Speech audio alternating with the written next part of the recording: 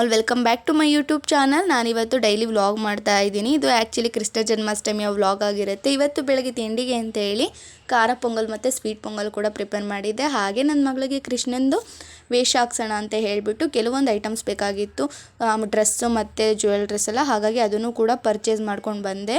ಇವತ್ತು ಪೂಜೆನೂ ಕೂಡ ಬೇಗನೆ ಮುಗಿಸ್ದೆ. ಇವಳನ್ನ ರೆಡಿ ಮಾಡೋ ಅಷ್ಟರಲ್ಲಂತೂ ಸಾಕಾಗ್ಬಿಡ್ತು. ಅವಳು ಮಲಗಿದ್ದಾಗ ಮುಖಕ್ಕೆಲ್ಲ ಮೇಕಪ್ ಮಾಡಿಬಿಟ್ಟು ಮಲಗಿಸಿದ್ದೆ. ಆ್ಯಕ್ಚುಲಿ ದೊಡ್ಡವ್ರು ಹೇಳ್ತಾರೆ ಮಕ್ಳಿಗೆ ಮಲಗಿದ್ದಾಗ ಆ ಥರ ಎಲ್ಲ ಮೇಕಪ್ ಮಾಡಬಾರ್ದು, ಬೊಟ್ಟಿಡಬಾರ್ದು ಅಂತ ಹೇಳ್ತಾರೆ. ಆದರೆ ಬೇರೆ ಆಪ್ಷನ್ನೇ ಇರಲಿಲ್ಲ, ನಮಗೆ ಮಾಡಲೇಬೇಕಾಗಿತ್ತು. ಇಲ್ಲ ಅಂದಿದ್ರೆ ಎದ್ದಾಗ ಅವಳಂತೂ ಮಾಡಿಸ್ಕೊತಾನೆ ಇರಲಿಲ್ಲ. ಇಲ್ಲ ಅಂದರೂ ಆ ಕಿರೀಟ ಹಾಕೋಕ್ಕೆ ನಾನು 1 ಅವರ್ ಟೈಮ್ ತೊಗೊಂಡಿದ್ದೀನಿ. ಮತ್ತು ಜ್ಯುವೆಲ್ರಿ ಹಾಕೋಕ್ಕೆ, ಶಲ್ಯ ಹಾಕೋಕ್ಕೆಲ್ಲ ತುಂಬಾ ಹಿಂಸೆ ಕೊಟ್ಬಿಟ್ಟವಳೆ. ಆ ಥರ ರೆಡಿ ಮಾಡೋಕ್ಕೇ 2 ಅವರ್ಸ್ ಟೈಮ್ ತೊಗೊಂಡಿದ್ದೆ ನಾನು. ಅವಳನ್ನ ರೆಡಿ ಮಾಡೋಕ್ಕೆ ಸಿಕ್ಕಾಪಟ್ಟೆ ಅಳ್ತಾ ಇದ್ಲು, ಕಿರಿಕಿರಿ ಮಾಡ್ತಾ ಇದ್ಲು. ಅದರಲ್ಲೂ ಅವಳಿಗೆ ಸ್ವಲ್ಪ ಫೀವರ್ ಮತ್ತು ನೆಗಡಿ ಎಲ್ಲ ಇತ್ತು. ಹಂಗೂ ಹೆಂಗೋ ರೆಡಿ ಮಾಡಿ ಕರ್ಕೊಂಡೋಗಿ ಸ್ಟುಡಿಯೋದಲ್ಲಿ ಒಂದು ಫೋಟೋ ತೆಗ್ಸೋಣ ಅಂತ ಹೇಳ್ಬಿಟ್ಟು ಕರ್ಕೊಂಡ್ಬಂದೆ. ಸಿಕ್ಕಾಪಟ್ಟೆ ಜನ ಇದ್ದರು. ಮಕ್ಕಳಂತೂ ಕೃಷ್ಣನ ಕಾಸ್ಟ್ಯೂಮ್ ಹಾಕೊಂಡು ತುಂಬ ಜನ ಮಕ್ಕಳು ಬಂದಿದ್ದರು. ನೋಡೋಕ್ಕಂತೂ ಖುಷಿ ಆಯ್ತಾಯಿತ್ತು. ತುಂಬ ಚೆನ್ನಾಗಿ ಕಾಣಿಸ್ತಾ ಇದ್ರಲ್ಲ. ಹಾಗಾಗಿ ಇವಳು ಕೂಡ ಎಲ್ಲರನ್ನೂ ನೋಡಿಕೊಂಡು ಸೈಲೆಂಟಾಗಿದ್ಲು. ಸದ್ಯ ಮೇಕಪ್ ಏನು ಹಾಳು ಮಾಡ್ಕೊಳ್ದೆ ಇದ್ಲಲ್ಲ, ಅವಳು ಮೈಂಡ್ ಡೈವರ್ಟ್ ಮಾಡ್ತಾ ಇದ್ದೆ. ಹಾಗೂ ನಾನು ಎಲ್ಲಿ ಅಳಿಸ್ಕೊಂಡ್ಬಿಡ್ತಾಳೋ, ಕಿರೀಟ ಕಿತ್ತಾಕ್ಬಿಡ್ತಾಳೋ ಮತ್ತೆ ಅಂತ ಹೇಳಿ ಏನೂ ಮಾಡಲಿಲ್ಲ. ಹಾಗೆಲ್ಲ ಮಕ್ಕಳು ನೋಡಿಕೊಂಡು ಖುಷಿಯಾಗಿದ್ಲು. ಅಲ್ಲಿ ಬರೋವಂಥ ಮಕ್ಕಳೆಲ್ಲ ಹಠ ಮಾಡ್ತಾಯಿದ್ರು, ಅಳ್ತಾ ಇದ್ರು. ಆದರೆ ಇವಳು ಅಳಬೇಡಿ ಸ್ಮೈಲ್ ಮಾಡಿ ಅಂತೆಲ್ಲ ಹೇಳ್ತಾ ಇದ್ಲು. ಅಳಬೇಡ ಅಂತೇಳಿ ಮಕ್ಕಳಿಗೆ. ಇವಳು ಒಂದು ಪಾಪು, ಆ ಪಾಪುಗಳಿಗೂ ಹೇಳ್ತಾ ಇದ್ಲು ಅಳಬೇಡಿ ಅಂತೇಳಿ. ಬೇಗನೆ ಫೋಟೋ ತೆಗೆಸ್ಕೊಂಬಿಟ್ಲು ಗೊತ್ತಾ, ಅದೊಂದು ಖುಷಿ. ಎಲ್ಲ ಮಕ್ಕಳು ಕೂಡ ತುಂಬಾ ಟೈಮ್ ತೊಗೊಂಡು ಹಠ ಮಾಡಿಕೊಂಡು ಹತ್ಕೊಂಡು ಎಲ್ಲ ಟೈಮ್ ವೇಸ್ಟ್ ಮಾಡ್ತಾಯಿದ್ರೆ, ಇವಳಂತೂ ಫುಲ್ಲು ಖುಷಿ, ಹ್ಯಾಪಿಯಾಗಿ ಫೋಟೋಗೆ ಫೋಸ್ ಕೊಡೋದಂತೂ ಇದು ಮಾಡ್ತಾಯಿದ್ಲು.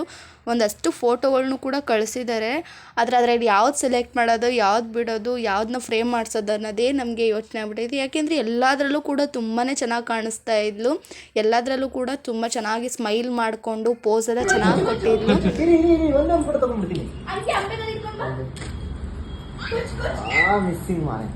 ಒಂದ್ಸರಿ ಕುತ್ಕೊಳ್ಳಿ ಬಾ ಪ್ಲೀಸ್.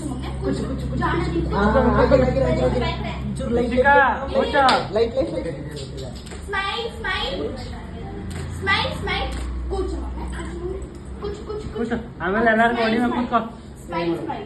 ಅಲ್ಲೇ ಇದೆ, ಅಲ್ಲೇ ಅವನಿಂದ ಸ್ವಲ್ಪ ಹಿಂದಕ್ಕೆ. ಅಲ್ಲೇ ಸರ್.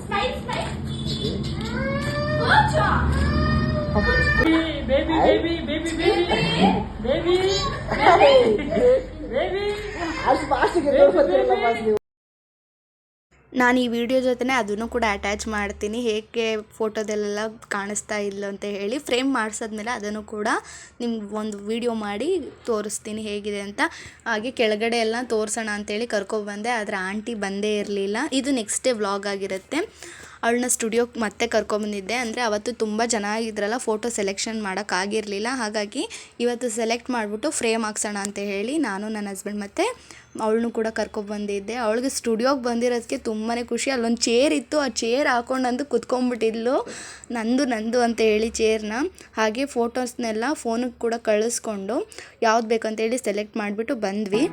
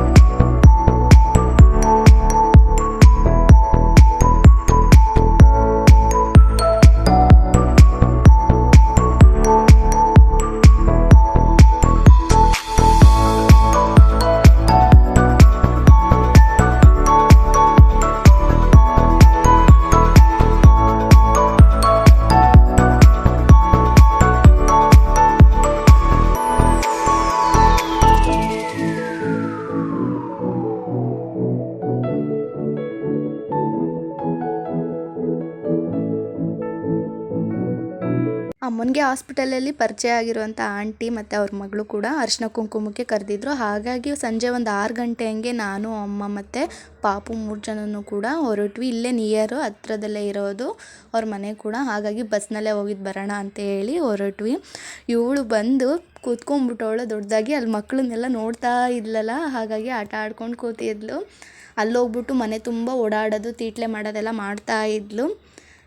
ಆಂಟಿಯವ್ರ ಮಗಳಿದ್ದಾರಲ್ಲ ಅವ್ರಿಗೂ ಕೂಡ ಒಂದು ಪಾಪು ಇತ್ತು, ಅದ್ರ ಜೊತೆ ಕೂಡ ಆಟ ಆಡ್ತಾ ಇದ್ಲು. ಎಲ್ಲರೂ ಕೂಡ ಅವ್ರವ್ರದ್ದೇ ಲೋಕದಲ್ಲಿ ಕಳೆದೋಗ್ಬಿಟ್ಟಿದ್ರು. ಎಲ್ಲರೂ ಕೂಡ ಮಕ್ಳುಗಳು ಫೋನ್ ನೋಡೋದ್ರಲ್ಲೇ ಬ್ಯುಸಿ ಆಗಿಬಿಟ್ಟಿದ್ರು.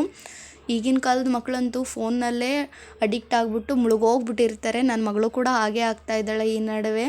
ನಾನು ಏನೇ ಮಾಡಿ ಕಂಟ್ರೋಲ್ ಮಾಡಬೇಕು ಅಂದರೂ ಏನಾದರೂ ಮಾಡಿ ಬಿಡಿಸ್ಬೇಕು, ಏನು ಮಾಡೋದೇನು ಅಂತ ನನಗೂ ಗೊತ್ತಾಗ್ತಾ ಇಲ್ಲ. ಫೋನ್ಗೆ ಅಡಿಕ್ಟ್ ಆಗಿಬಿಟ್ಟಿದ್ದಾಳೆ ಅವಳು ಕೂಡ. ಅಂದರೆ ಜಾಸ್ತಿ ಹೊತ್ತೆಲ್ಲ ನೋಡೋದಿಲ್ಲ, ಒಂದು ಹಾಫ್ ಆನ್ ಅವರ್, ಒಂದು 10-15 ನಿಮಿಷ ನೋಡ್ತಾಳೆ ಅಷ್ಟೇ. ಅವಳಿಗೆ ಬೇಜಾರಾದಾಗ ಸಾಕು ಅಂತ ಹೇಳ್ಬಿಟ್ಟು ಇಟ್ಬಿಡ್ತಾಳೆ ಫೋನ್ನ. ಆದರೆ ಕೇಳ್ತಾಳೆ ಮಮ್ಮಿ ಬೇಬಿ ಅಂತ ಕೇಳ್ತಾಳೆ, ಫೋನ್ ಹಾಕೊಡು ಅಂತ. ಅಲ್ಲಿ ಬಾಳೆಹಣ್ಣು ಕೂಡ ಇತ್ತು, ಅದನ್ನು ಕೂಡ ಎತ್ಕೊಂಡು ತಿಂತಾ ಇದ್ಲು. ಇನ್ನು ನಾವು ಕೂಡ ಅರಿಶಿನ ಕುಂಕುಮ ತೊಗೊಳ್ಳೋಣ, ಇನ್ನು ಲೇಟ್ ಆಗಿಬಿಡುತ್ತೆ ಅಂತ ಹೇಳ್ಬಿಟ್ಟು ಅದನ್ನು ಕೂಡ ತೊಗೊಳ್ತಾ ಇದ್ವಿ. ಅಂದರೆ ನಮ್ಮ ಕಡೆಯಲ್ಲಿ ಏನು ಮಾಡ್ತಾರೆ ಅಂದರೆ ಅವ್ರ ತಟ್ಟೆನ ಈ ಥರ ಹಿಡ್ಕೊತಾರೆ, ನಾವೇ ಅದನ್ನು ತೊಗೊಳ್ಳೋದು ಈ ಥರ. ಆದರೆ ಅದು ಆ ಥರ ಸಂಪ್ರದಾಯ ಅಲ್ಲ, ನಮಗೆ ನೀವು ಹಚ್ಬೇಕು, ನಿಮಗೆ ನಾವು ಹಚ್ಬೇಕು, ಆ ಥರ ಸಂಪ್ರದಾಯ ಅಂತ ಹೇಳ್ತಾ ಇದ್ರು. ಕೆಲವೊಂದು ಸಲ ಆ ಥರನೂ ಮಾಡ್ತೀವಿ, ಕೆಲವೊಂದು ಸಲ ಈ ಥರನೂ ಇರುತ್ತೆ. ನಾನು ಈ ಥರದ್ದೊಂದು ವ್ರತ ಇದೆ ಅನ್ನೋದೇ ನನಗೆ ಗೊತ್ತಿಲ್ಲ ಆ್ಯಕ್ಚುಲಿ ಹೇಳಬೇಕು ಅಂದರೆ ಮಂಗಳಗೌರಿ ಅನ್ನೋ ವ್ರತನ ನಾನು ಕೇಳಿದ್ದೀನಿ. ಆದರೆ ಅದನ್ನು ಲಕ್ಷ್ಮಿ ಥರನೇ ಕೂರಿಸಿ ಆ ಥರ ಎಲ್ಲ ಮಾಡ್ತಾರೆ, ಈ ಥರ ಎಲ್ಲ ಸೀರೆ ಉಡಿಸಿ ಹಿಂಗೆಲ್ಲ ಮಾಡ್ತಾರೆ ಅನ್ನೋದು ನನಗೆ ಗೊತ್ತಿರಲಿಲ್ಲ. ಇದೇ ಫಸ್ಟ್ ಟೈಮ್ ನಾನು ಕೂಡ ಇದನ್ನೆಲ್ಲ ನೋಡಿದ್ದು. ಒಂಥರ ಡಿಫ್ರೆಂಟ್ ಎಕ್ಸ್ಪೀರಿಯನ್ಸ್ ಅಂತಲೇ ಹೇಳ್ಬೋದು. ಹಾಗೆ ನನ್ನ ಪಕ್ಕದಲ್ಲಿ ಕೂತಿದ್ದಾರಲ್ಲ ಅಕ್ಕ, ಅವರು ಕೂಡ ಅಲ್ಲೇ ಪರಿಚಯ ಆಗಿದ್ದು, ಅವ್ರ ಫ್ರೆಂಡ್ ಅಂತೆ. ನನಗೂ ಹಾಗೇ ಪರಿಚಯ ಆದರು, ತುಂಬ ಚೆನ್ನಾಗಿ ಮಾತಾಡಿಸ್ತಾ ಇದ್ರು. ಅವರು ಕೂಡ ಹೇಳ್ತಾಯಿದ್ರು ನಾವು ಕೂಡ ನಮ್ಮ ಈ ಸೈಡವ್ರು, ಕನಕಪುರ ಸೈಡವ್ರೆ ಅಂತ ಹೇಳ್ತಾ ಇದ್ದರು. ಇನ್ನು ಆಂಟಿ ಮತ್ತು ಅಕ್ಕ ಕೂಡ ತುಂಬಾ ಚೆನ್ನಾಗಿ ಮಾತಾಡಿಸ್ತಿದ್ರು. ಫಸ್ಟ್ ಟೈಮೇ ನಾನು ಅವ್ರನ್ನೆಲ್ಲ ನೋಡಿದ್ದು ಮತ್ತು ಮಾತಾಡಿಸಿದ್ದು, ಆದರೂ ಕೂಡ ಚೆನ್ನಾಗಿತ್ತು. ಒಂಥರ ಡಿಫ್ರೆಂಟ್ ಎಕ್ಸ್ಪೀರಿಯನ್ಸ್ ಅಂತಲೇ ಹೇಳ್ಬೋದು. ಒಂಥರ ಚೆನ್ನಾಗಿತ್ತು.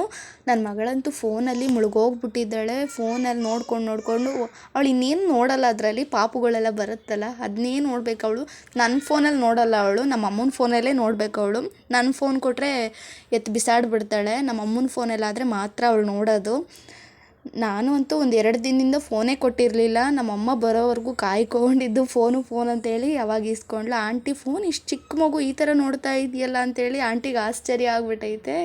ಅವರು ಫೋನ್ ಕೊಡಿಲಿ ನಂದು ಅಂತ ಹೇಳಿ ಇದು ಮಾಡ್ತಾಯಿದ್ರು, ಇವಳು ಕೊಡಲ್ಲ ಅಂತೇಳಿ ಜೋರು ಮಾಡ್ತಾ ಇದ್ಲು. ನಾನು ಈ ಥರ ಹೊರಗಡೆ ಹೋಗೋದು ತೀರಾ ರೇರ್ ಅಂತಲೇ ಹೇಳ್ಬೋದು. ಯಾಕೆಂದರೆ ನನಗೆ ಇಲ್ಲಿ ಯಾರೂ ಕೂಡ ಅಷ್ಟು ಪರಿಚಯ ಇಲ್ಲ. ಅಮ್ಮ ಇರಲಾಗಿ ಇವರೆಲ್ಲ ಪರಿಚಯ ಆಗಿದೆ ಅಂತಲೇ ಹೇಳ್ಬೋದು. ಅಮ್ಮ ಹಾಸ್ಪಿಟಲ್ ಹೋಗ್ತಾರಲ್ಲ, ಹಾಗಾಗಿ ಅಮ್ಮನ ಜೊತೆ ಆಂಟಿನೂ ಕೂಡ ಹಾಸ್ಪಿಟಲ್ಗೆ ಬರ್ತಾರೆ ಡಯಾಲಿಸಿಸ್ ಮಾಡಿಸೋಕ್ಕೆ. ಹಾಗಾಗಿ ಆಂಟಿ ಪರಿಚಯ ಆಗಿ ಆಂಟಿ ಮಗಳು ಇವರೆಲ್ಲ ಪರಿಚಯ ಆಗಿದ್ದು. ಅಕ್ಕ ಕೂಡ ತುಂಬ ಚೆನ್ನಾಗಿ ಕಾಣಿಸ್ತಾ ಇದ್ರು. ಸೀರೆ ಕಾಂಬಿನೇಷನ್ ಅಂತೂ ನಂಗೆ ಇಷ್ಟ ಆಯಿತು. ಸೀರೆಯಲ್ಲಿ ಚೆನ್ನಾಗಿ ಕಾಣಿಸ್ತಾ ಇದ್ರು ಅಂತಲೇ ಹೇಳ್ಬೋದು. ಅಂದರೆ ಇವರೆಲ್ಲ ಹೊಸ್ದಾಗಿ ಪರಿಚಯ ಆದರೂ ಕೂಡ ನಾನಿದೆ ಫಸ್ಟ್ ಟೈಮ್ ಅಲ್ವಾ ಅವ್ರನ್ನೆಲ್ಲ ಮೀಟ್ ಮಾಡಿದ್ದು. ನನಗೆ ಸ್ವಲ್ಪ ಹೊರಗಡೆ ಹೋದಾಗ ಯಾರು ಹೊಸ್ದಾಗಿ ಪರಿಚಯ ಆದಾಗ ಸ್ವಲ್ಪ ಮುಜುಗರ ಮಾತಾಡೋಕ್ಕೆ ಒಂಥರ ಫೀಲಿಂಗು. ಆದರೆ ಅವರೆಲ್ಲ ಚೆನ್ನಾಗಿ ಮಾತಾಡಿಸಿದ್ರು. ತುಂಬ ವರ್ಷದಿಂದ ಪರಿಚಯ ಇದೆಯೇನೋ ಅನ್ನೋ ಥರ ಮಾತಾಡಿಸಿದ್ರು. ಹೊರಗಡೆ ಹೋದಾಗ ಒಂದು ಕಂಫರ್ಟಬಲ್ ಬೇಕಲ್ವಾ, ಪರಿಚಯಸ್ಥರು ಇಲ್ಲದೇ ಇದ್ದಾಗ ಒಂಥರ ಮಾತಾಡ್ಸೋಕ್ಕೆ ಮುಜುಗರ, ಸಂಕೋಚ ಈ ಥರ ಆಗ್ತಾ ಇರುತ್ತೆ. ಬಟ್ ಆ ಥರ ನನಗೇನೂ ಅನಿಸಿಲ್ಲ, ಅಲ್ಲಿ ಒಂದು ಒಳ್ಳೆ ಕಂಫರ್ಟಬಲ್ ಅಂತ ಅನ್ನಿಸ್ತು. ಎಲ್ಲರೂ ಕೂಡ ತುಂಬ ಚೆನ್ನಾಗಿ ಮಾತಾಡಿಸ್ತಾಯಿದ್ರು. ನನ್ನ ಪಕ್ಕದಲ್ಲಿ ಕೂತಿರೋ ಅಕ್ಕ ಕೂಡ ಅಷ್ಟೇ, ಅವರು ಏನೋ ತುಂಬ ವರ್ಷದಿಂದ ಕನೆಕ್ಟ್ ಇರೋ ಥರ ಮಾತಾಡಿಸಿದ್ರು.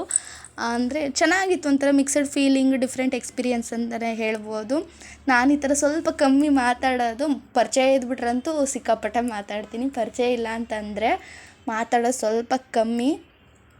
ಹಾಗಾಗಿ ಅವ್ರು ದಾರ ಕೊಟ್ಟರೆ ಒಂದು ಹಾಕು ಅಂತೇಳಿ ನಾನೇ ಹಾಕ್ಕೊಬೇಕಾ ಇಲ್ಲ ನೀವು ಹಾಕ್ತೀರಾ ಅಂತೇಳಿ ಕೇಳ್ತಾ ಇದ್ದೆ. ಅಂದರೆ ಇದೆಲ್ಲ ಗೊತ್ತಿಲ್ವಲ್ಲ ನನಗೆ, ಅಂದರೆ ಹೊಸ ಒಂದು ಸಂಪ್ರದಾಯ ಶಾಸ್ತ್ರ ಇದೆಲ್ಲ ಗೊತ್ತಿಲ್ವಲ್ಲ, ಹಾಗಾಗಿ ನೀನೇ ಹಾಕು ಅಂತೇಳಿ ಕೊಟ್ಟರು.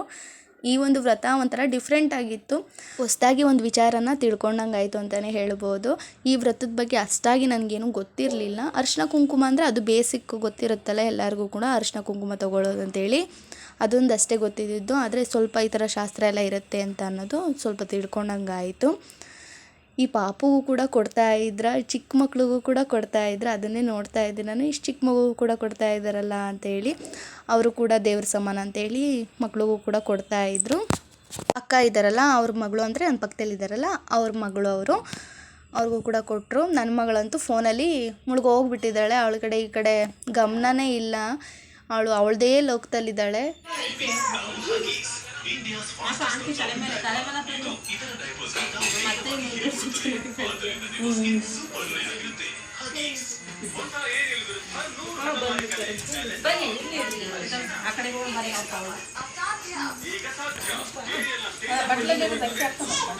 ಪಾಪ ನನ್ನ ಮಗಳಿಗೂ ಕೂಡ ತುಂಬಾ ನಿದ್ದೆ ಬಂದುಬಿಟ್ಟಿತ್ತು, ಆಕಳಿಸ್ತಾ ಇದ್ಲು. ಅವಳು ಈ ಥರ ಹೊರಗಡೆ ಎಲ್ಲ ಹೋದಾಗ ಅಳೋದು ಕಿರ್ಚೋದು ಇದೆಲ್ಲ ಮಾಡಲ್ಲ. ಯಾಕೆ ಅಂತಂದರೆ ಮಕ್ಕಳೆಲ್ಲ ಇರ್ತಾರಲ್ಲ, ಹಾಗಾಗಿ ಹೊಸ ಜಾಗ ಇದ್ದರೆ ನೋಡ್ಕೊಂಡು ಆರಾಮಾಗಿ ಇರ್ತಾಳೆ.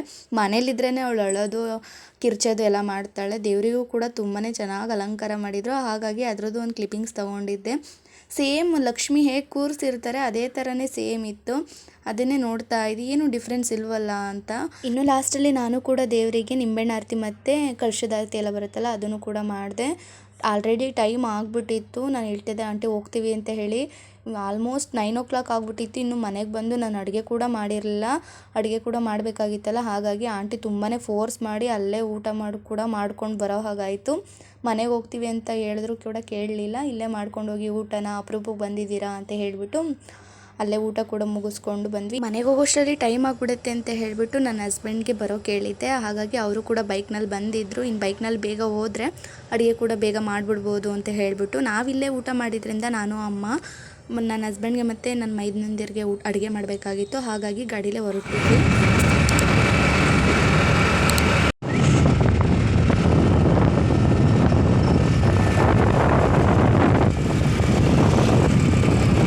ಇನ್ನು ಮನೆಗೂ ಕೂಡ ಬಂದು ಬೇಗ ಪಟ ಅಂತ ಅಡುಗೆ ಮಾಡೋಕ್ಕೆ ಸ್ಟಾರ್ಟ್ ಮಾಡಿದೆ. ಡ್ರೆಸ್ ಕೂಡ ಚೇಂಜ್ ಮಾಡಲಿಲ್ಲ. ಇನ್ನು ಡ್ರೆಸ್ ಚೇಂಜ್ ಮಾಡ್ಕೊಂಡೆಲ್ಲ ಕೂತ್ಕೊಂಡ್ರೆ ಟೈಮ್ ಆಗಿಬಿಡುತ್ತೆ ಅಂತ ಹೇಳಿಬಿಟ್ಟು ಅದೇ ಡ್ರೆಸ್ನಲ್ಲೇ ಸ್ವಲ್ಪ ರೈಸ್ ಮತ್ತು ರಸಮ್ ಏನಾದರೂ ಮಾಡೋಣ ಅಂತ ಹೇಳ್ಬಿಟ್ಟು ಮಾಡ್ತಾಯಿದ್ದೆ. ಮುದ್ದೆಗೆ ಮಾಡೋಣ ಅಂತಂದರೆ ರಾಗಿ ಹಸಿಟ್ಟು ಖಾಲಿಯಾಗಿಬಿಟ್ಟಿತ್ತು, ಹಾಗಾಗಿ ಅನ್ನ ಸಾಂಬಾರನ್ನೇ ಮಾಡೋಣ ಅಂತ ಹೇಳ್ಬಿಟ್ಟು ಮಾಡ್ತಾಯಿದ್ದೆ. ಒಂದು ಕಡೆ ಅನ್ನಕ್ಕೆ ಇಟ್ಬಿಟ್ಟು ಮತ್ತೊಂದು ಕಡೆ ಟೊಮೆಟೊ ರಸಮ್ ಮಾಡೋಣ ಅಂತೇಳಿ ಪ್ರಿಪೇರ್ ಮಾಡ್ತಾಯಿದ್ದೀನಿ.